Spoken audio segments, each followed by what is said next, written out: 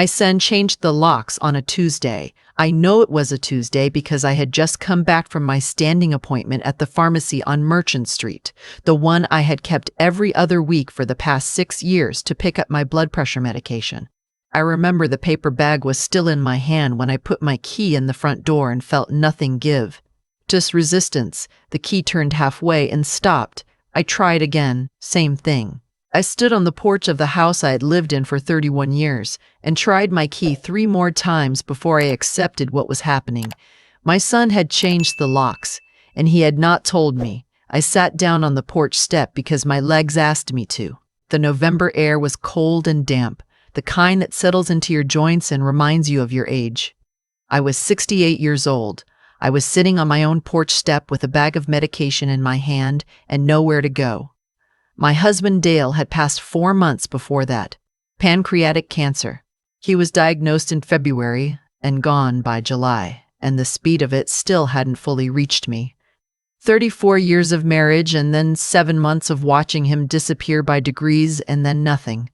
A hospital room in the morning and a funeral home by evening. My son, Kevin, had been attentive in the beginning. He flew in from Atlanta when Dale was first diagnosed. He sat with us at the oncologist's office and took notes on a legal pad and asked the right questions. He helped me understand the hospice paperwork. He stood beside me at the graveside and held my arm when my knees went unsteady. I had been grateful. I had told him so, but something shifted after the service. I noticed it first in small ways. He stopped calling as often. When he did call, he asked questions I hadn't expected. Questions about the house, about Dale's accounts, about whether there was a will and where it was kept. I told myself it was grief, that he was trying to process things practically because he didn't know how to process them emotionally. That was Kevin's way. Always had been. His wife, Renee, had never warmed to me. Not in the 12 years they had been married. I had tried. I want to be honest about that. I had tried birthday dinners and Christmas gifts and keeping my opinions to myself at Thanksgiving, which, if you knew the things I was keeping to myself, you would understand was no small effort. But Renee had a particular way of looking at me that made me feel like a problem she was managing. Polite in the way that a wall is polite. The week after Dale's funeral, Kevin and Renee came to stay for what Kevin called helping with the transition. I appreciated it. I made up the guest room. I cooked. We went through Dale's closet together, which was one of the hardest things I have ever done, folding his flannel shirts into boxes for donation while Kevin stood in the doorway and said nothing. On the 4th day, Kevin sat me down at the kitchen table and told me he wanted to talk about the house. He said it in that way people say things when they've rehearsed it, even pacing. Careful word choice. Renee was at the counter behind him, not looking at me but not leaving either. He told me that the house I had moved into as a 37-year-old woman with a bad back and a second-hand sofa and more hope than sense, was in Dale's name, only Dale's name. He said that because we had bought it before we married and because Dale had never updated the deed after the wedding, the property had passed through his estate. And the will, Kevin told me, left everything to Kevin as the sole heir. I remember the particular quality of silence in that kitchen. The refrigerator hummed. Outside, a car passed slowly on the wet street. I asked him when Dale had written that will. Kevin said, 2019. We had gotten married in 1990. Dale had written a will in 2019 that left me nothing, and in 7 years of marriage after that, he had never mentioned it to me. I want to say I reacted with composure. I want to say I set down my coffee cup quietly and looked at my son with steady eyes. What actually happened is that I asked him to repeat himself, and when he did, I stood up from the table and walked out the back door and stood in the yard for a long time, looking at the garden I had planted and tended and coaxed into something over 3 decades, and I tried to understand how a person ends up here. Kevin gave me 6 weeks. He said it gently. He said he was sorry.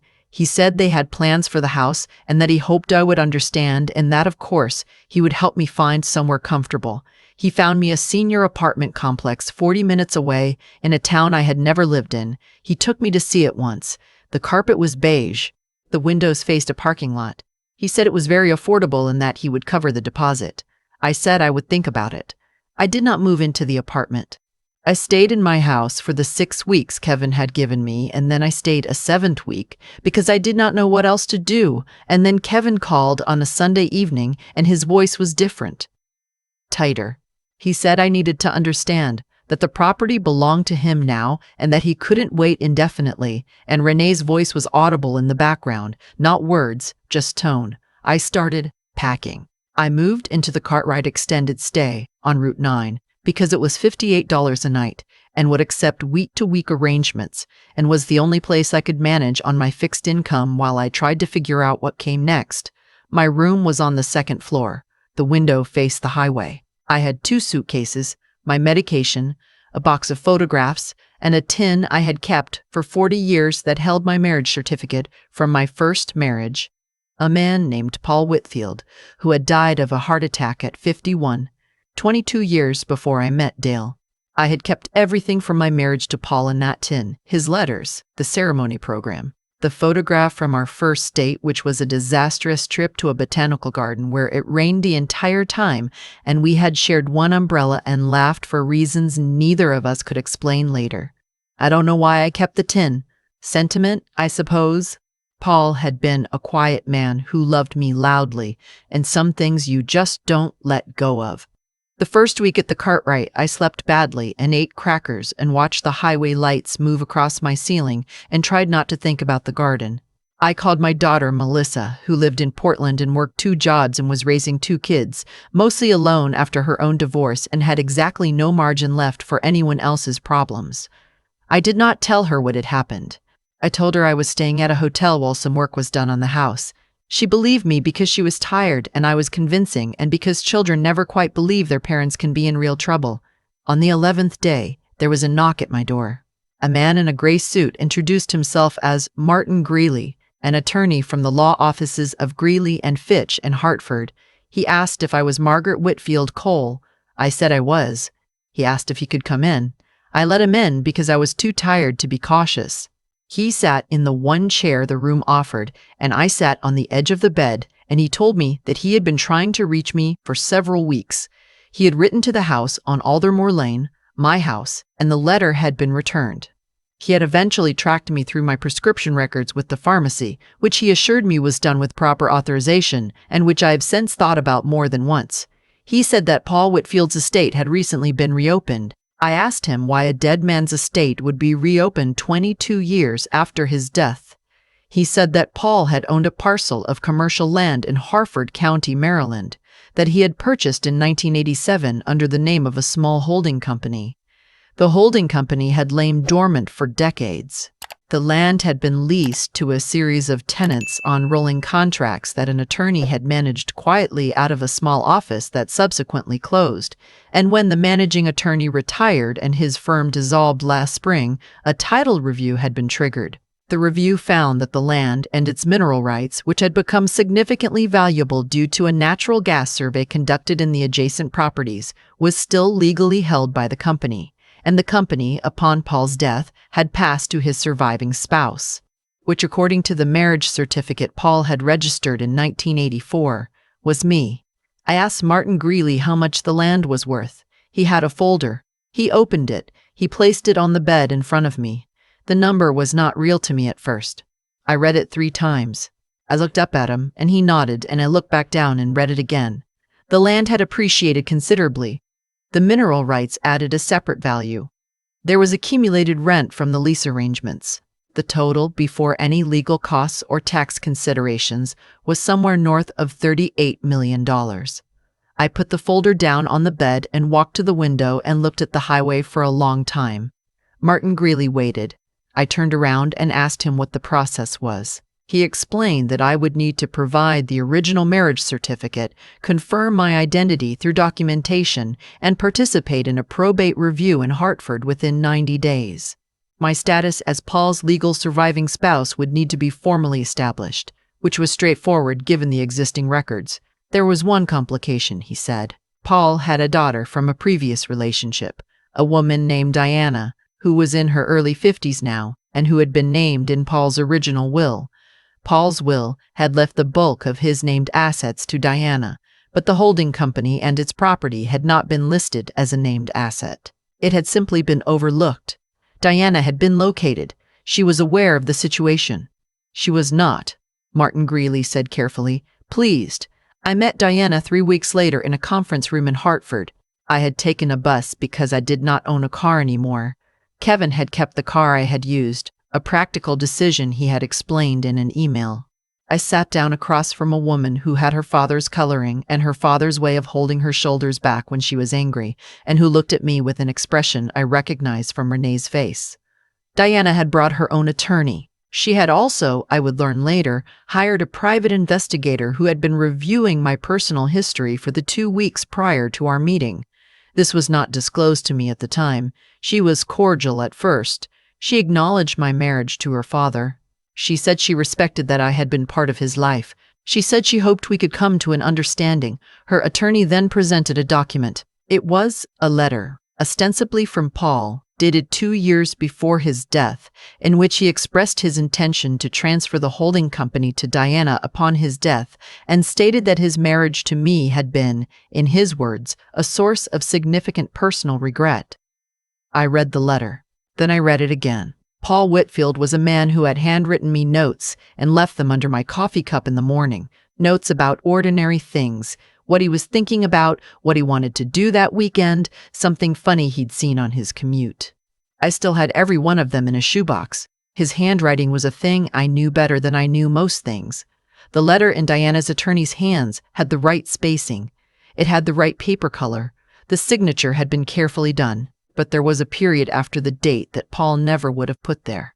A small thing, a particular thing. Paul had a precise mind and a particular dislike of unnecessary punctuation, which he had explained to me once in more detail than was strictly necessary, and which I had found endearing, and which had the effect of making his writing style recognizable to me in a very specific way. I put the letter down on the table. I said very quietly that I would need to have this document reviewed. Diana's attorney said the document was authentic and had been verified. I said I understood what he said. I said I would need to have it reviewed. Diana looked at me across the table with something I can only describe as calculation. She said she hoped I wasn't planning to make this difficult. She said her father had provided for me during his lifetime and that she felt I had been treated fairly. She said that she had grown up without her father's presence, which was true, and which I had some sympathy for, and that the holding company was something her father had always intended for her. I folded my hands on the table. I said I was sorry for the difficulties she had experienced in her relationship with her father. I said that sounded genuinely painful. I said that none of that changed what the documentation said or what my legal standing was, and that I would be in touch through my attorney. I picked up my bag and thanked Martin Greeley and took the elevator down to the lobby and sat on a bench outside the building and watched people walk past on the Hartford sidewalk for a while before I felt steady enough to stand. The investigation into the letter took 11 days. Martin Greeley had flagged it immediately. He had also noticed something off, though a different detail than the one I'd caught. He commissioned a forensic document analysis. The paper had been aged artificially. The ink compound was inconsistent with anything commercially available before 2018, which was 6 years after Paul's death. The signature had been produced using a method the analyst described in terms I won't try to reproduce, but the summary was unambiguous. The letter was a forgery. The private investigator Diana had hired had also, it emerged, approached 2 former neighbors of mine and asked them questions about my first marriage. Questions designed to suggest that my relationship with Paul had been troubled or estranged. One of the neighbors had found this strange enough to contact Martin Greeley's office directly. Another had contacted me. Diana's attorney withdrew from the case shortly after the forensic report was filed.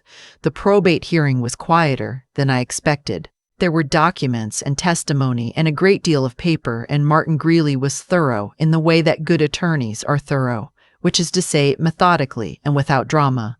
My marriage to Paul Whitfield was formally recognized as legally valid and uncontested. My standing as the sole heir to the holding company and its assets was confirmed.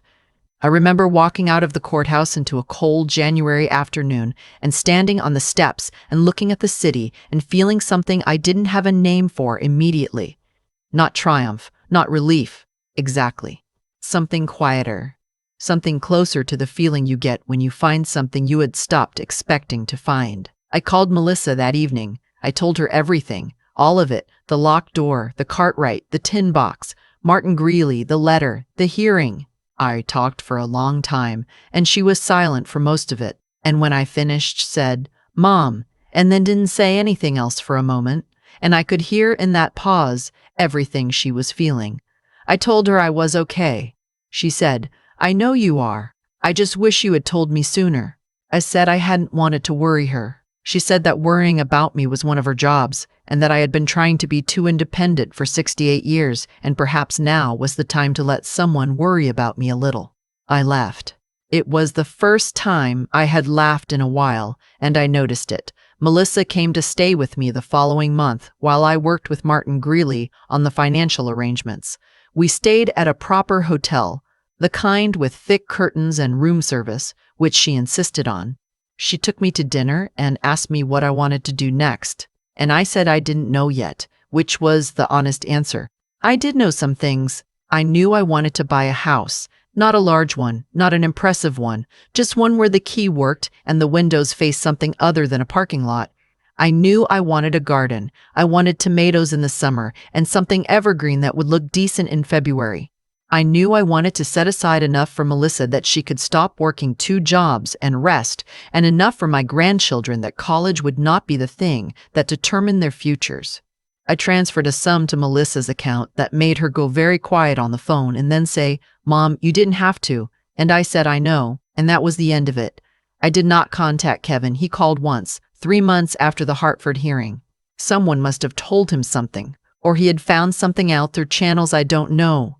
His voice was different than it had been in that kitchen, less organized. He said he had heard I had come into some money and that he was glad for me, and that he wanted me to know he had been in a difficult position with the house, and that he hoped I understood. I let him finish. Then I said that I hoped he was well. I said I hoped Renee was well. I said I was glad we had spoken. I did not say anything else. He seemed to expect more. The silence stretched, and I let it stretch, and eventually he said he would be in touch, and I said that was fine, and we hung up. I have thought about that conversation a number of times since then. I have wondered whether I should have said more, whether there was something that needed to be said, some accounting or explanation or confrontation that would have made things feel more resolved. I don't think so. There are things that can't be made right by words, and Kevin knew what he had done when he changed those locks. He knew when he gave me 6 weeks. Some reckonings are just between a person and themselves, and I had learned, at 68 years old, that I was not responsible for anyone else's. The house I bought is in a small town in Connecticut, 40 minutes from Hartford, close enough to a proper grocery store, and far enough from a highway that I sleep without the sound of traffic. The kitchen has original tile from the 1960s that a younger buyer probably would have torn out, and which I find deeply comforting. The backyard is small but gets good afternoon light. I planted tomatoes in May. They are doing well. There is a tin box on the shelf in my bedroom, the same tin I kept for 40 years, now holding Paul's letters alongside the Hartford paperwork, alongside a photograph of Melissa and me at the hotel. Both of us squinting in the winter sun outside, her arm around my shoulders. Both of us looking slightly surprised to be as happy as we were. I am not sure what I believe about the way certain things find you when they need to. I am not a mystical person. I spent 40 years being practical out of necessity, and practicality becomes a habit.